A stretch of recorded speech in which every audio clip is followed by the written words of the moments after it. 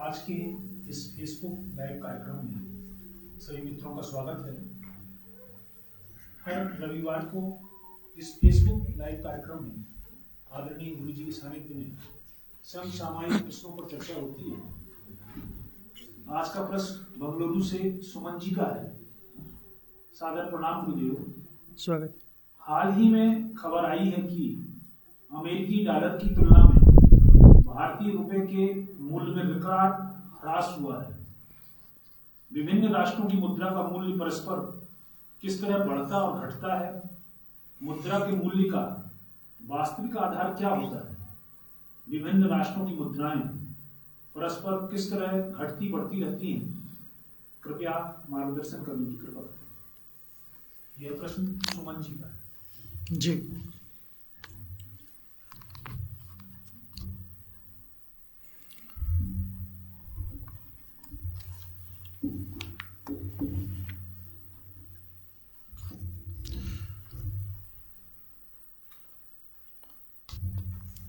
सुमन जी का प्रश्न महत्वपूर्ण है।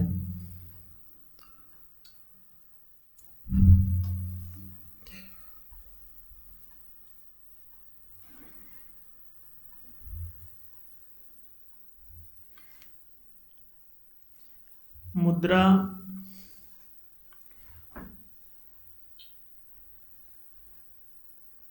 किसी भी देश की अर्थव्यवस्था की रीढ़ होती है। मुद्रा को करेंसी कहते हैं अंग्रेजी में। करेंसी जो है वो करंट के अर्थ में ही है, प्रवाहार्थक है।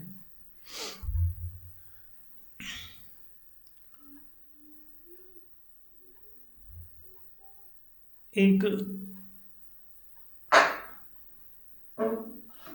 द्रव के रूप में प्रवाहमान मौद्रिक सत्ता करेंसी है। तो नेशनल करेंसी जैसे भारत में INR,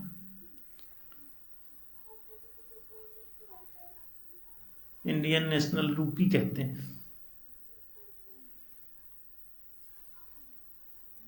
रूपी शब्द रूप से बना है,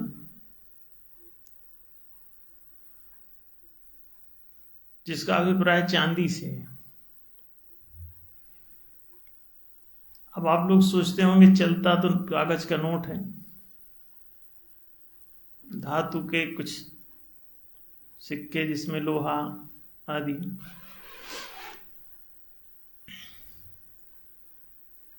शामिल हैं। तो फिर इसको रुपया क्यों कहते हैं?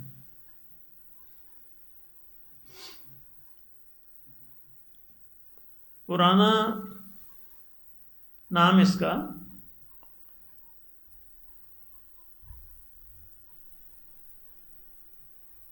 रुकमा है।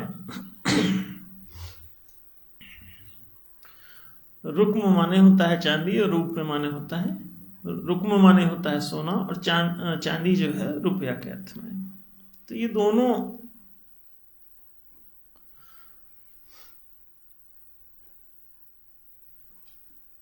भाषा में किसी न किसी रूप में चल रहे हैं। पुराना रोकड़ खाता कहलाता है, इसी रोकड़। तो जब सोने के सिक्के चलते थे तो उसे रकम को रोकड़ कहते थे। रकम भी उसी रुक्म शब्द से बना है, अपभ्रष्ट होकर रकम हो गया। उर्दू में रकम कहते हैं। रुक्का लिखवाते थे बीच में मॉनेटरी गारंटी के रूप में, रुक्का लिखा जाता था। अभी भी गांव में प्रचलन में शब्द इस्तेमाल होता है। ये आपको क्यों बता रहे हैं? ताकि आप मुद्रा के मौलिक भावार्थ को समझ सकें। फिर जब बताएंगे तो समझ में आएगा। रुक्म माने चांदी, रुक्मिणी कृष्ण भगवान की पत्नी का नाम, लक्ष्मी का अवतार है। लक्ष्मी सोने के अभिप्राय में धन लक्ष्मी मानी जाती है। जैसे लक्ष्मी जी की पूजा सोने के सिक्के से अभी भी लोग दीपावली को करते हैं। मुद्रा को समझने के लिए ये बेसिक बातें आपको जानना बहुत जरूरी है।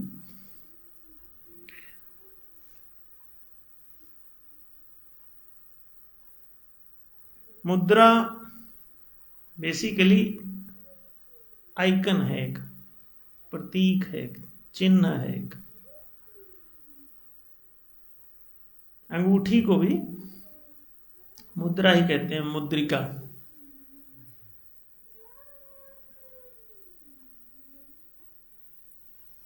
प्रभु मुद्रिका मेली मुख माही, जलधि लांघ गए अचरज नाही।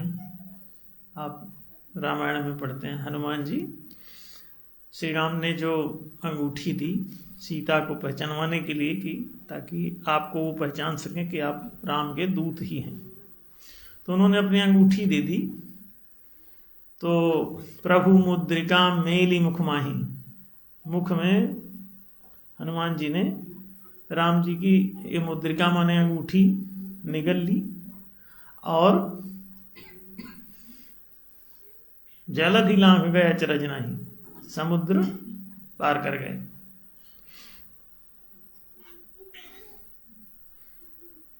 मुद्रिका अंगूठी को भी कहते हैं। तो पहले राजा की अंगूठी की छाप ही लगा दी जाती थी, तो वो तस्दीक हो जाता था, प्रमाणित हो जाता था, हस्ताक्षरित, ओके, इट्स ऑल राइट, सही है के अभिप्राय से। तो ये राज चिन्ह है।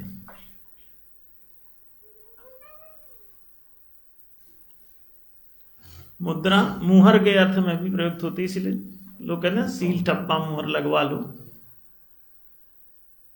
सरकारी मुहर लग गई माने ओके, पास हो गया। तो ये राज चिन्ह है। मुद्रा एक राज्य का प्रतीक है कि आप समझ जाएं कि इसमें राजा की तरफ से कोई रिकमेंडेड प्रतीक एक चल रहा है। इसे कोई सेठ लोग भी अपना चलाते थे, वो हुंडी लिख देते थे दूसरी जगह, कोई सेठ उनका जो रिश्तेदार होता था उसको दिखाने से उतना वो पैसा दे देता था। यहां अपना पैसा जमा कर दो, रास्ते में डाकू लूट लेते थे। तो किसी सेठ को वो लोग, कोई बाहर जा रहा है, मान लो 10,000 रुपये उसको लेके जाना है, रास्ते में खतरे हैं बहुत, तो यहाँ के लोकल सेठ को उसने दे दिया और हुंडी लिखवा ली। हुंडी लिखवा लिया कि इस आदमी के नाम कि ये फला फला, इनको इतने रुपए वहां पर अदा कर दें। तो मान लो कोई कलकत्ते गया, तो कलकत्ता में सेठ का आदमी कोई है, दिल्ली में कोई है, बॉम्बे में कोई है, तो दे गो टू देयर, और वहां वो जाके उसको जमा कर देते थे हुंडी को और उतना पैसा ले लेते थे। तो ये मुद्रा एक राज प्रतीक है, राज चिन्ह है, जिसका मूल्यांकन करने के लिए कोई धातु विशेष की एक मात्रा ले ली जाती थी, तय की जाती थी मान्यता के रूप में। जैसे चांदी अथवा सोना, ये दो चीजें ऐसी थीं समाज में जिनका उत्पादन और बाजार में उनकी मांग, ये दोनों प्रायः एक जैसी बनी रहती हैं। अधिकांश इसका अतिरेक में कभी उत्पादन नहीं हो पाता, क्योंकि इसकी खाने निश्चित रहती हैं, तो उतना ही उत्पादन होता है उन खानों से लगभग हर महीने या हर वर्ष। तो इस अब बाजार में इनकी खपत भी प्रायः एक समान बनी रहती है, तो बहुत ज्यादा इनमें उच्चा वचन नहीं है। बाजार में इनके क्रय विक्रय में माने डिमांड और सप्लाई में बहुत ज्यादा उतार चढ़ाव नहीं है। तो उसका परिणाम ये है कि इनके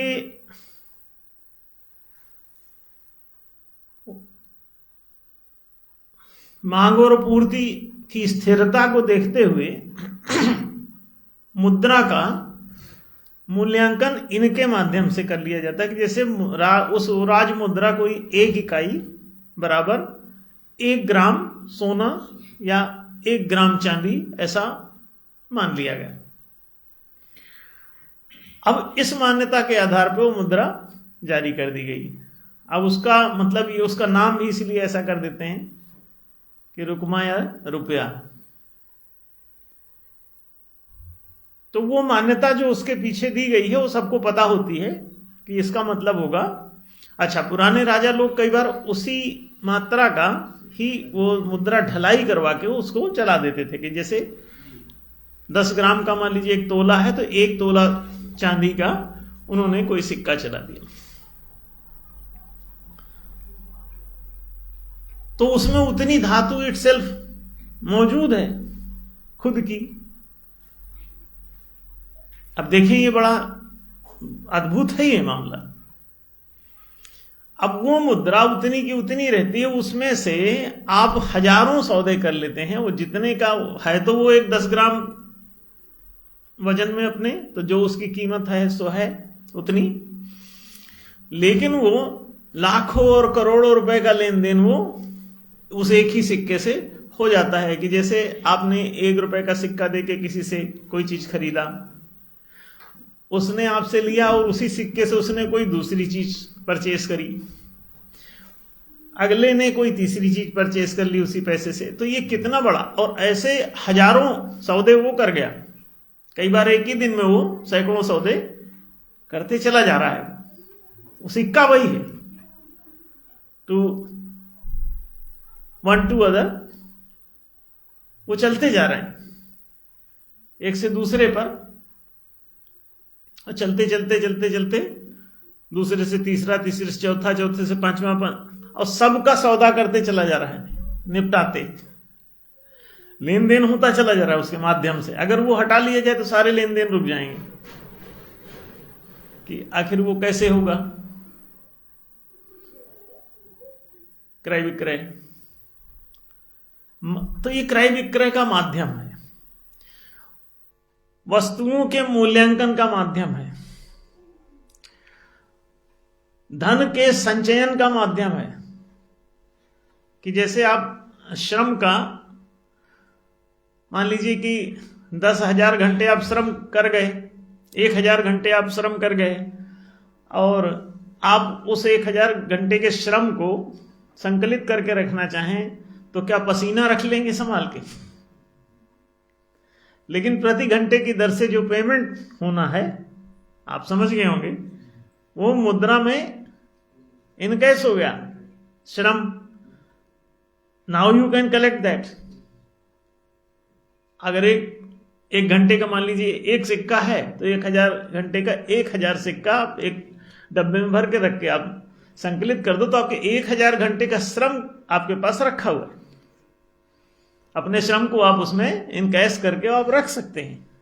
नहीं तो ये इतने घंटे आपके निकल ही जाएंगे और आपने इनकैश कर लिया उसको, समय को। आप अपने समय अथवा श्रम को आपने इनकैश करके और अपने अकाउंट में डाल दिया या डब्बे में बंद करके रख दिया। तो धन के संचय के लिए भी उपयोगी है, वस्तुओं के मूल्यांकन के लिए उपयोगी है। कि जैसे पेन बेचना है तो पेन को कैसे बेचोगे, उसके बदले में क्या लोगे? एक आदमी पेन बेचना चाहता है आपको, तो आप उसको क्या देंगे? क्या 1 बोरा गेहूं देंगे एक पेन के लिए? वो कहता हमको गेहूं चाहिए नहीं, फिर क्या दोगे? फिर आप कहोगे ऐसे चना ले लो, कहता नहीं चना भी नहीं लेंगे, हमको चना भी नहीं। कहे चावल ले लो, आप कहें चावल भी हमारे यहाँ नहीं चाहिए, तो आप कैसे करोगे? और दूसरी बात, वो चावल भी कितने का है, क्या है, और पेन का वैल्यू उसका बड़ा, ये सब कितनी अड़चने हैं। तो मुद्रा यदि बाजार में ना हो, इसका महत्व तो समझ ले, तो वस्तुओं का मूल्यांकन ना होगा। अब वस्तुओं का मूल्यांकन, मुद्रा का जो पहले आपने मूल्य तय किया हुआ है, जैसे हमने बताया कि धातु की जो मात्रा है कि 1 ग्राम सोना या 1 ग्राम चांदी या 10 ग्राम सोना या 10 ग्राम चांदी, कुछ भी आप ले सकते हैं उसको, ये मान्यता की बात होती है कि आपने क्या मान लिया, फिर उसी हिसाब से कैलकुलेशन होते रहते हैं, काम चल पड़ता है। इट में बी 1 ग्राम आर अदर।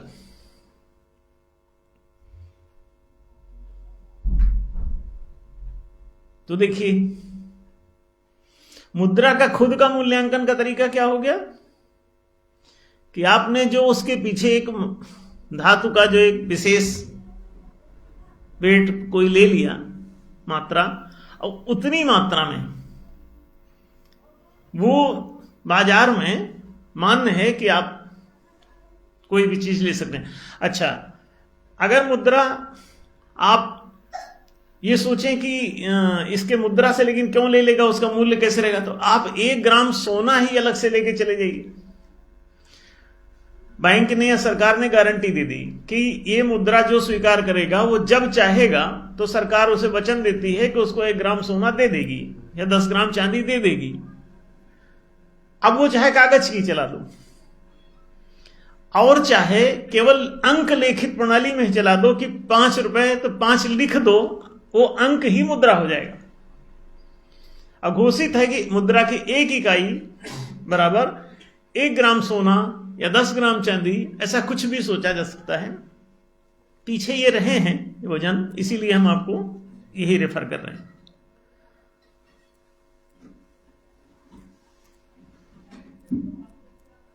तो आप देखिए,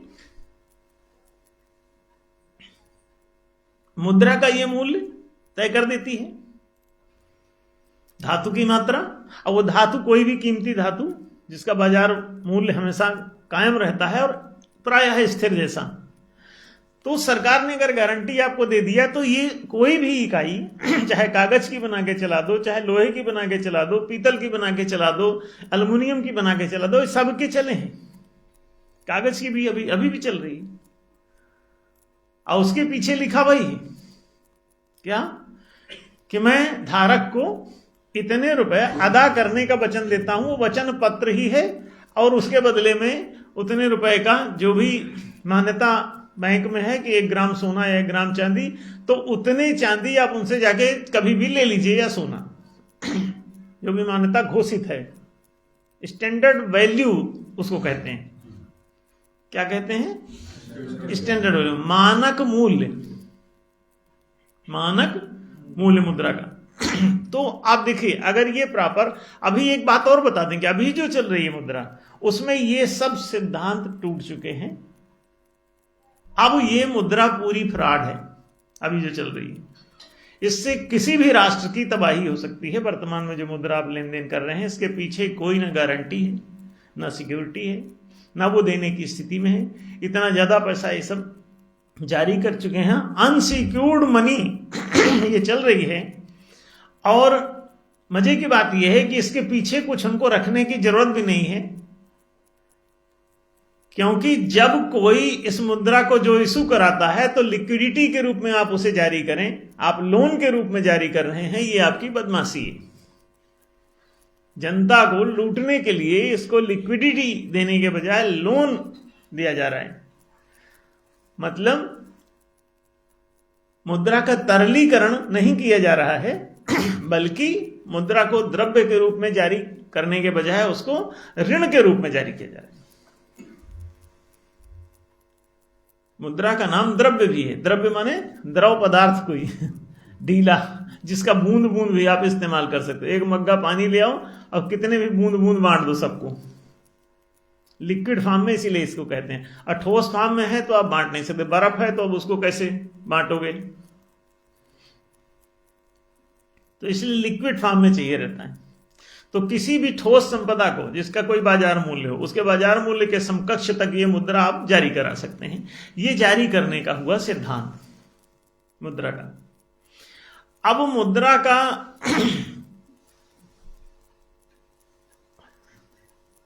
अवमूल्यन या अतिमूल्यन,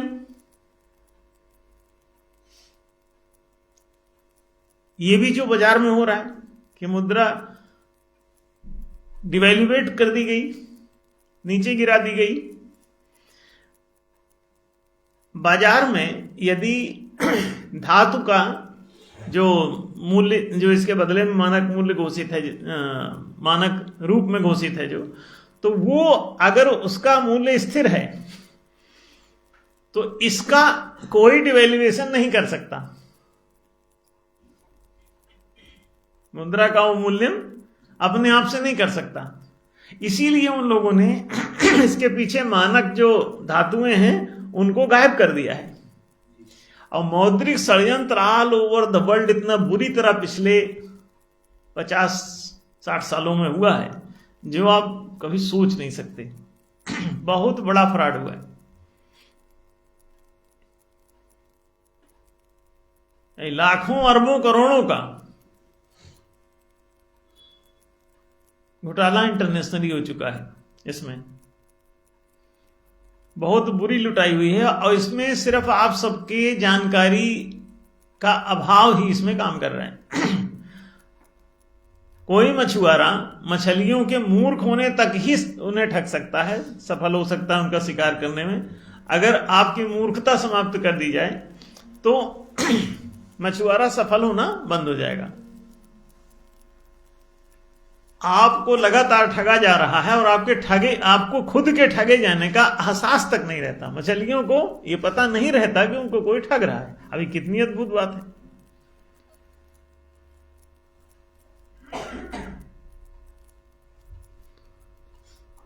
लेकिन ये हो रहा है। वो एजुकेशन टू ऑल कोई नेता क्यों नहीं बोलता, कोई समाज सेवी क्यों नहीं बोलता, कोई सेठ क्यों नहीं बोलता, कोई साधु क्यों नहीं बोलता education to all? Because they don't face it. They don't want to face it. क्यों? ये जो परिस्थिति सामने आएगी उसका सामना नहीं कर सकते हो। आपकी जानकारी का बढ़ जाना उनके लिए अभिशाप है। उनके सारे लूट के रास्ते ब्लॉक हो जाएंगे। तो कोई भी जो 1% वर्ग का अथवा उनका चाटुकार 4% है देश में, हर देश में है,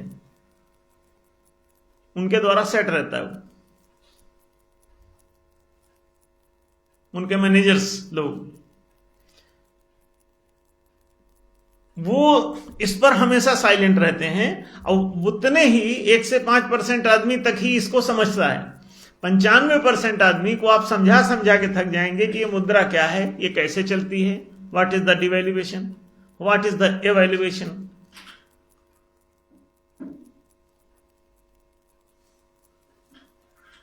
वो कभी नहीं समझ सकते।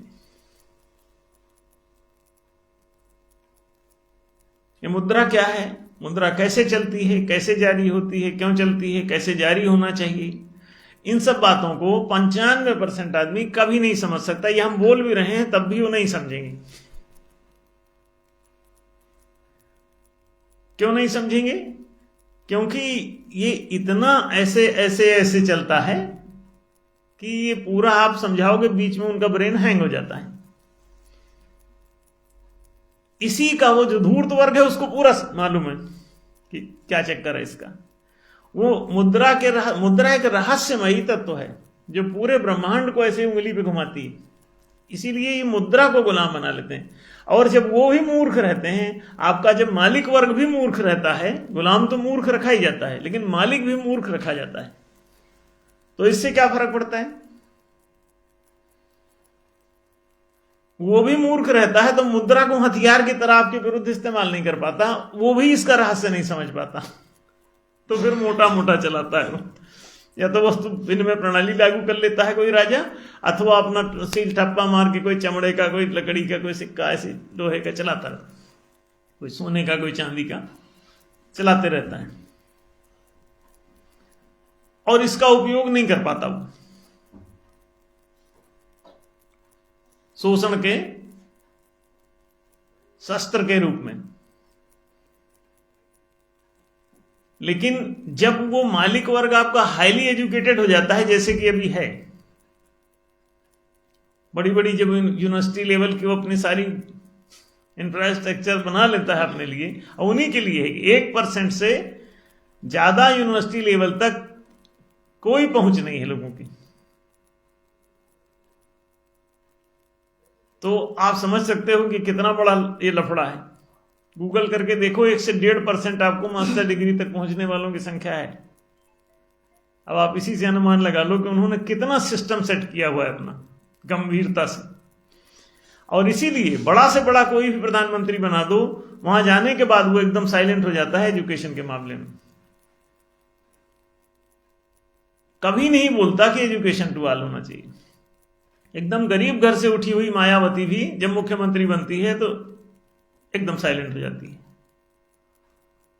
ममता, माया, किसी का भी आप उनसे बुलवा ही नहीं सकते। आप जितना भी आप जुड़े हो, उनको वोट देते हो, बहन जी हो, दीदी जी करते रहते हो, उनसे जाके ये कह दो एजुकेशन टू ऑल क्यों नहीं करते हो, एक विधेयक बना के रख दो। प्रति ग्राम पंचायत आधार पर विद्यालय बनाओ, क्यों नहीं बनाते? क्योंकि वो ऐसा नहीं करेंगे, वो आपका शिकार नहीं कर पाएंगे। अब रही बात कि मुद्रा का मूल्यांकन, ये आप समझ गए कि वो पीछे धातु का जो हिसाब किताब है उसके आधार पर मूल्यांकन होता है। और चूंकि अभी उन्होंने वो सब आधार खत्म कर लिए हैं, इसलिए मुद्रा का कोई भी वो डिवैल्यूएशन अथवा अतिमूल्यन कर सकते हो।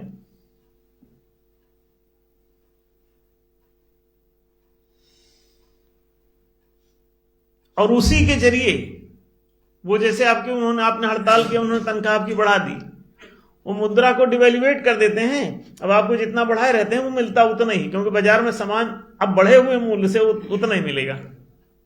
लो,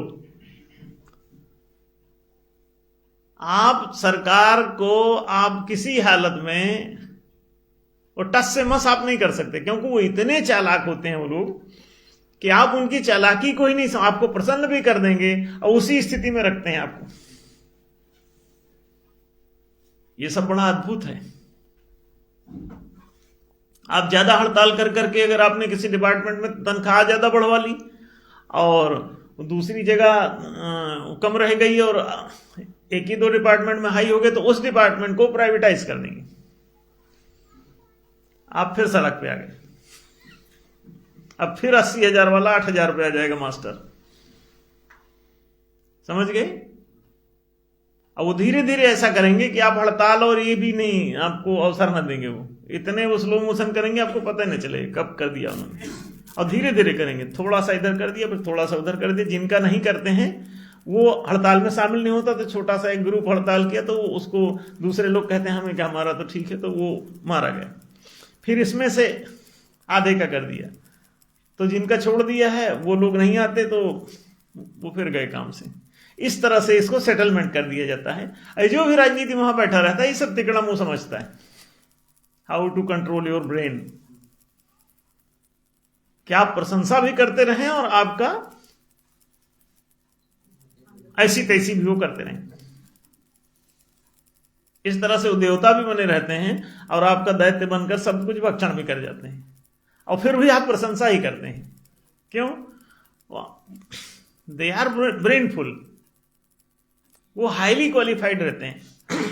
वो हार्वर्ड से पढ़ के आते हैं मनमोहन सिंह, तब वो आरबीआई के गवर्नर बनते हैं, साइन करते हैं नोट पर, मैं वचन देता हूं, और फिर वो वित्त मंत्री बना दिए जाते हैं, फिर उठा के प्रधानमंत्री बना दिए जाते हैं। He is highly qualified. और ऐसे सीधा सीधा रोबोटिक चाल है, आप समझ ही नहीं सकते कि ये कोई बदमाश आदमी होगा। आपको उम्र गुजर जाएगी समझने में, फिर अगली पीढ़ी समझती रहेगी, तब तक उनका राज्य कायम रहेगा, अंधेरा उनका कायम रहेगा।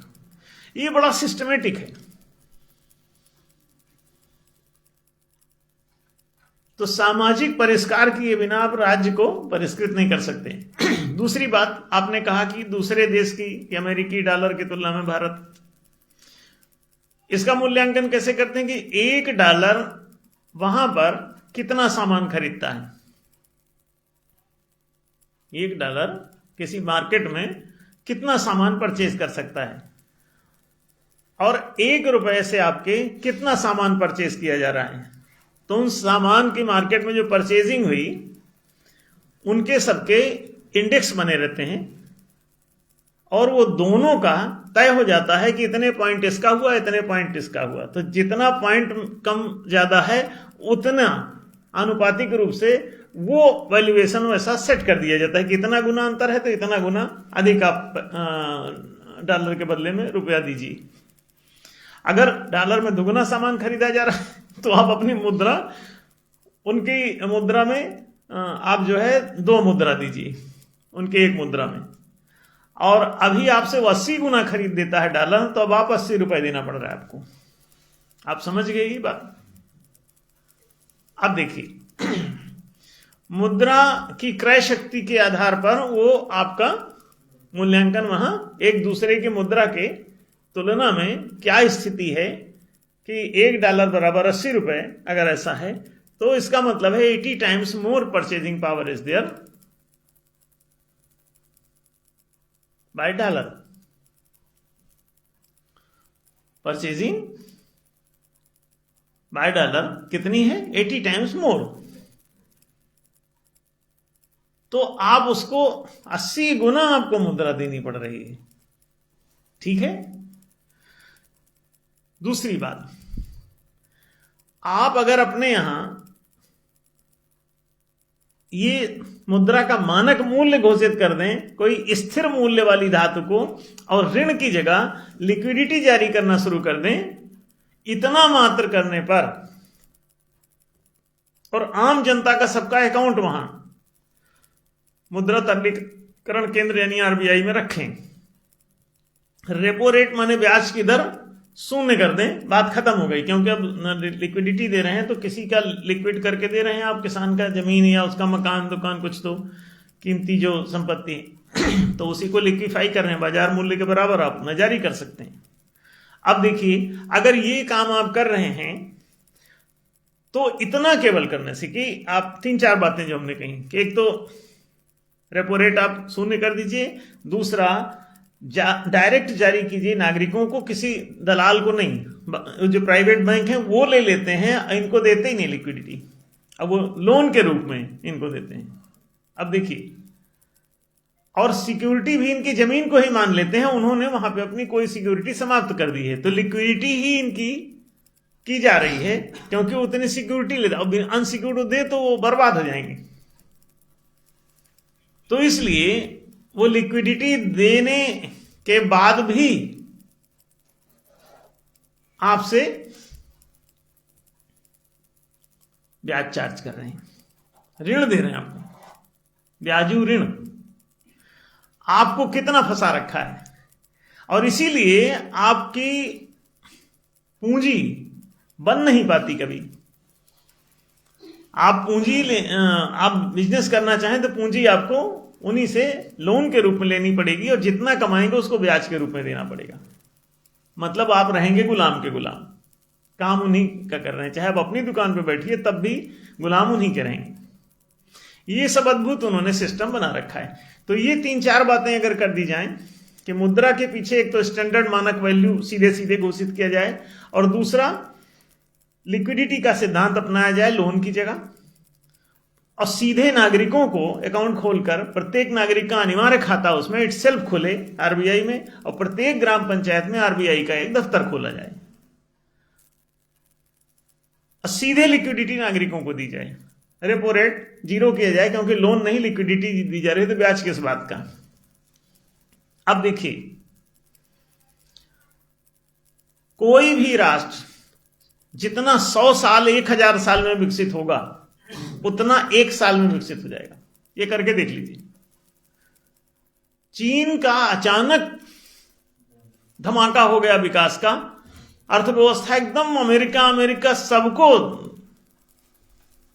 धकेल दिया पीछे, और सब उससे घबरा गए। अब बात इतनी सी है कि उसने रेपो रेट गिरा दिया। जितने भी दुनिया में विकसित राष्ट्र हैं सब एक ही चीज से विकसित हुए हैं, उन्होंने आरबीआई की अपने रेपो रेट गिरा ली है, केंद्रीय बैंक की ब्याज दर। वहां अब ब्याज कुछ होता ही नहीं होता, लिक्विडिटी जारी होती है, लोन होता ही नहीं है। जब लोन हो ही नहीं रहा है तो ऋण किस बात का? मुद्रा ही सरकार की नहीं है। मुद्रा एक बर्फ का गोला आप लेके गए, अब पानी बना के ले आए, तो बर्फ का गोला किसका है? आपका।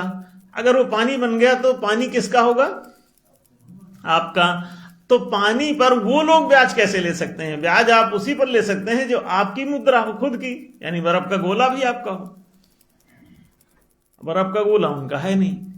अब आप देख लीजिए, इस तमाशे को देख लीजिए आप। और आप सबके साथ ये लगातार पिछले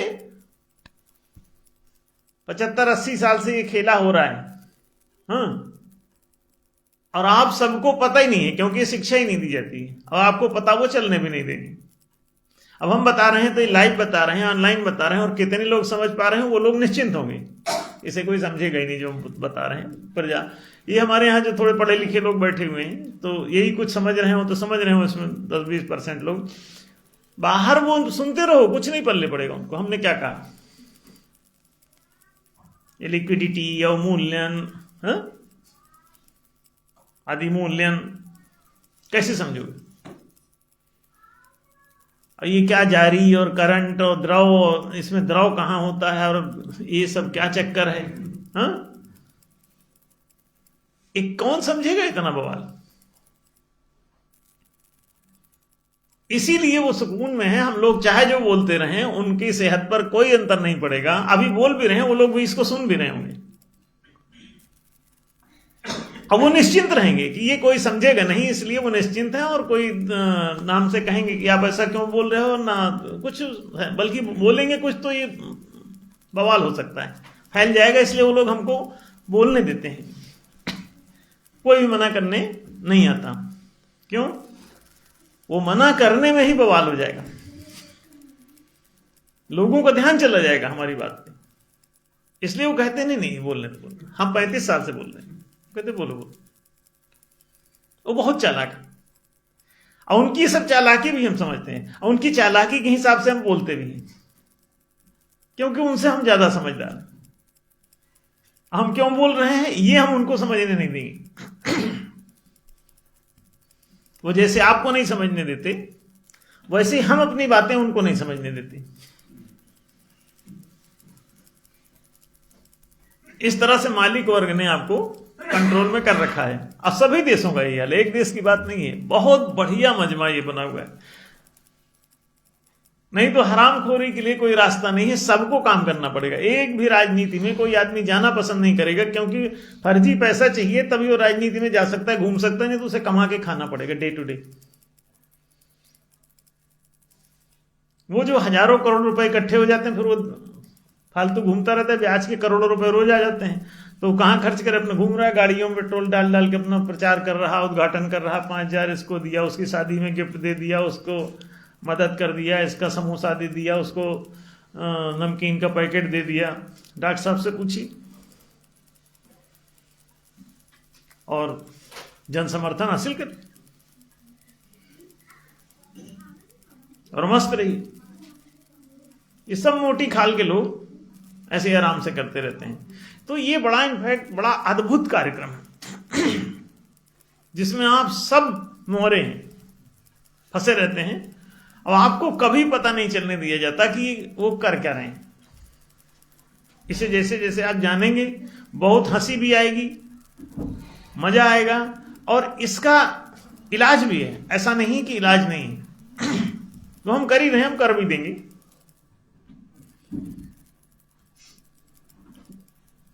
इनका सबका इलाज भी हो जाता है।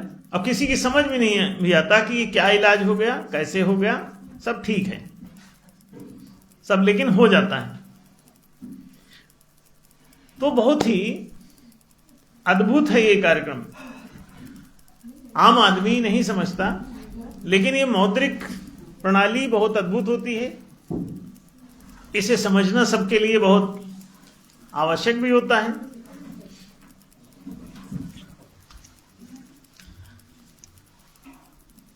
तो ये दोनों बातें आपको स्पष्ट हुई होंगी कि देश के दो देशों के मुद्राओं में जो अंतर है ये क्यों पड़ जाता है। दूसरी बात, आपकी मुद्रा का अवमूल्यन अधिमूल्यन क्यों हो जाता है। तीसरी बात है, लोन और लिक्विडिटी का क्या बवाल है। रेपो रेट अनावश्यक रूप से लगा, रेपो रेट ब्याज की दर कहते हैं वो। इन सभी बातों का ये मौद्रिक नीति में बहुत बड़ा रोल है। अब ये एक व्यापक विषय है, इसको आधे घंटे में इतना नहीं कवर किया जा सकता, इतना अधिक नहीं बोला जा सकता, लेकिन फिर भी हमने इसको संक्षेप में आप तक ये कन्वे करने का प्रयास किया। आप सब समझ रहे होंगे कि हाँ, ये कोई बड़ा महत्वपूर्ण विषय है। मुद्रा का मूल्यांकन, मुद्रा का लेन देन, मुद्रा का व्यवहार, मुद्रा का जारी किया जाना, ये सब बहुत महत्वपूर्ण है। तो सुमन जी को आशा है कि कुछ बातें संक्षेप में स्पष्ट हुई होंगी। बाकी इस पर तो हम लोग बोलते ही रहते हैं, बातें होती रहती हैं। मधुर जी। बहुत बहुत धन्यवाद गुरुदेव जी।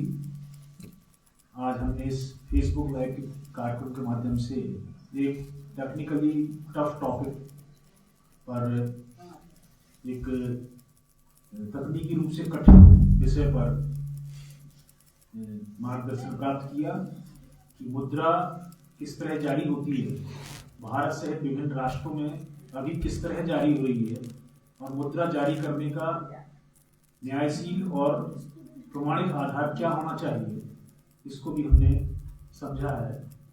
यद्यपि यह विषय कठिन है और उसको आधा घंटे के कार्यक्रम में कंप्लीट कर पाना संभव नहीं था, फिर भी गुरुदेव जी ने बहुत सरल शब्दों में इस कठिन समस्या का समाधान हम सबके समक्ष रखा है।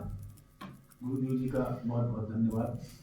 देखने वाले सभी मित्रों से अनुरोध है कि वह अपने परिजनों को और इष्ट मित्रों को इस फेसबुक लाइव कार्यक्रम से परिचित कराएं, इसे अधिक से अधिक शेयर करें, ताकि हम अपने जीवन की राजनीतिक, आर्थिक, सामाजिक और अन्य किसी भी तरह की समस्या के समाधान प्राप्त कर सकें।